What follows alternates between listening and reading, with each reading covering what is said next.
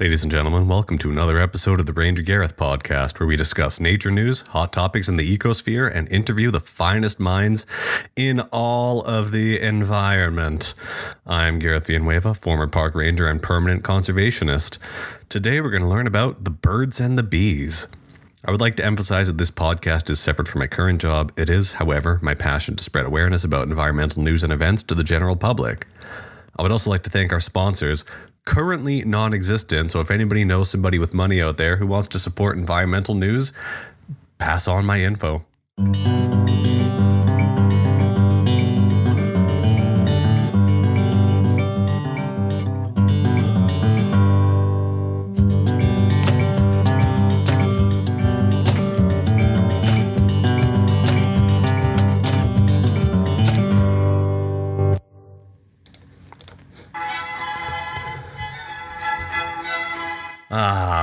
Nature.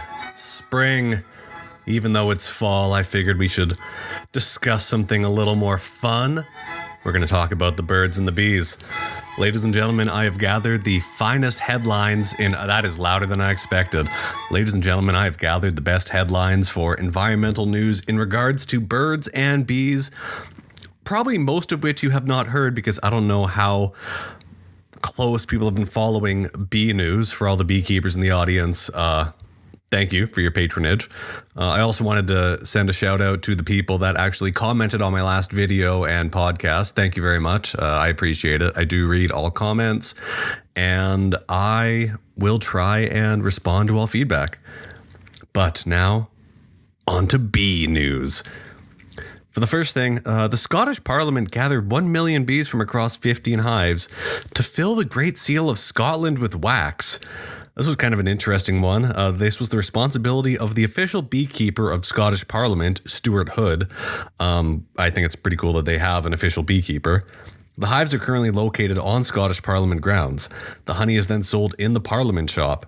After harvesting the honey, the Hood family collect and purify the wax that's left over on each frame.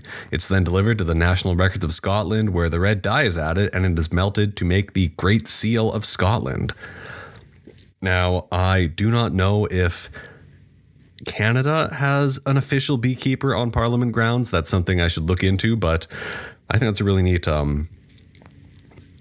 seems like a really neat job, especially with all of the issues surrounding bees right now.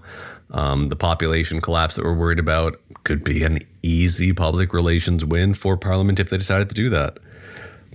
Also, this episode is going to come out a bit after the fact, but it turns out the third Saturday in August is World Honeybee Day. In other news, Halifax Regional Council is considering applying for Bee City status in Canada. Bee City Canada is a program from the Pollinator Partnership Canada that aims to inspire cities, towns, First Nations, schools, businesses, and other organizations to take action to protect pollinators. Toronto became the first bee city in 2016, and more than 70 other cities and towns have joined the program. Calgary and Grand Prairie, closer to home, have joined, but not Edmonton. Come on, get it together, people. We have so many bees in Edmonton. We had the Hens and Bees program where people could apply to have beehives in their backyard. So I know we're taking steps to be more bee friendly, but I'm surprised we don't have official Bee City status.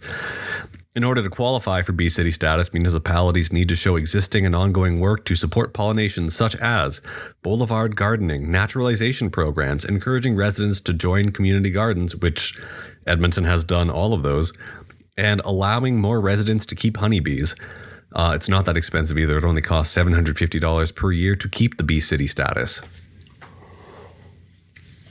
In other news, AMA, the Alberta Motor Association, will be adding approximately 1 million bees across 10 hives at their Edmonton and Calgary locations in 2023, with 10 more hives planned for 2024. And finally, on August 18th, 2023, a live specimen of the yellow-legged hornet, also known as the Japanese giant hornet, or for those of you that followed the more sensational news, the killer hornet or the mega hornet or whatever they were trying to call it, was found near Savannah, Georgia. These invasive hornets are a direct threat to the native bee populations and other honeybees. The reason this is more exciting is because a lot of the prior incursions to North America have been found either dead or dormant. This is one of the first live ones, and that's not good. For anyone who has ever seen the video of the Japanese giant hornets going after the Japanese honeybee hives and the European honeybee hives, it is a nightmare. It's devastating. On to some bird stories. I got all of these actually off of the Audubon website. What does Audubon mean? It's actually named after John James Audubon. It's French word origin meaning of the good, which is very fitting because the Audubon Society does a lot of great work for birds across the world.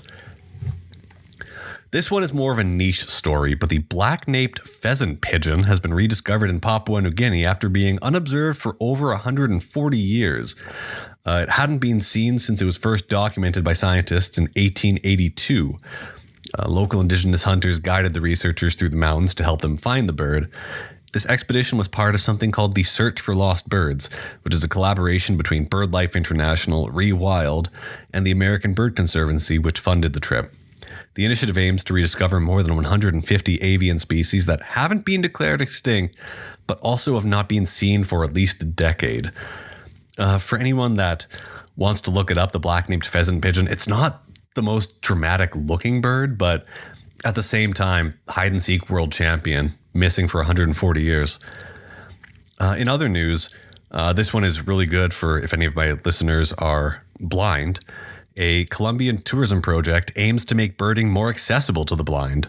Juan Pablo Culasso, who was born blind, can identify more than 2,000 birds by song.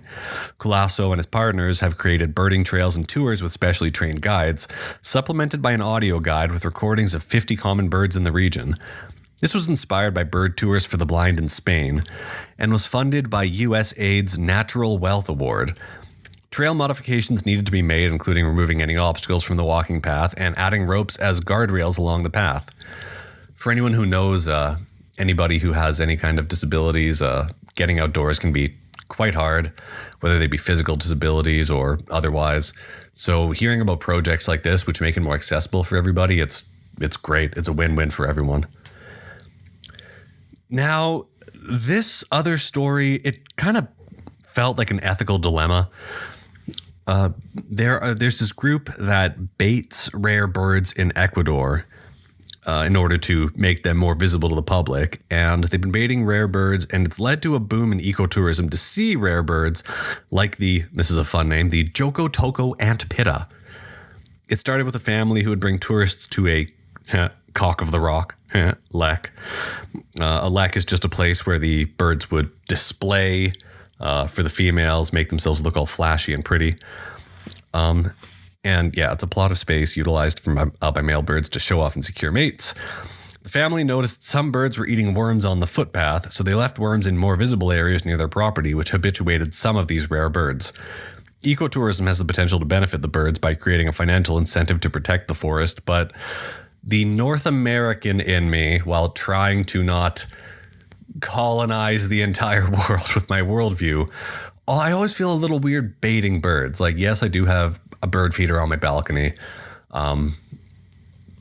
but I know that in North America, certain things are very frowned upon, including, leaving any kind of seed or food out in public, not on your own property, especially baiting of birds of prey. Very frowned upon up here. The ant pitta, not really a bird of prey, it's an insectivore, but felt a little weird about it, but still happy to see that ecotourism is a viable option. This was a really interesting one, a little closer to home in the United States. By redirecting the Mississippi River sediment, Louisiana hopes to combat the state's land loss crisis. It's called the Mid-Barataria Sediment Diversion Project, and it's a keystone part of Louisiana's $50 billion coastal master plan, as well as Audubon's vision for restoring the Gulf Coast following the BP oil spill. Anyone that remembers that giant Gulf of Mexico oil spill where we lost who knows how many fish, who knows how much stuff is still residing in the sand and sediment at the bottom. This is a small step towards restoring what was lost. Louisiana's coastline is vanishing at a high rate, with more than 2,000 square miles of coastal wetland lost since the 1930s due to factors such as leveeing the Mississippi River, erosion, and sea level rise. The Barataria Basin, just south of New Orleans and on the western side of the Mississippi River, stands to lose 550 square miles over the next 50 years. and Louisiana's wetlands were historically built by the Mississippi River's nutrient-rich sediment. During the spring, the river would flood and deposit fresh sediment in the wetland. The sediment diversion plan will build a permeable gate in the river levee to divert some of the water and sediment into the starved wetlands. Now, what is a levee? I needed to look this up because I wasn't sure of the exact definition. It is an embankment built to prevent the overflow of water, which is obviously good for, this is obviously going to be good for all life reliant on the wetlands.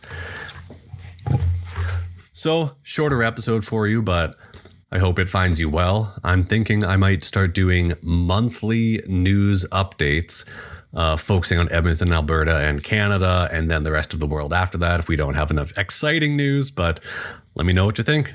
Talk to you next time.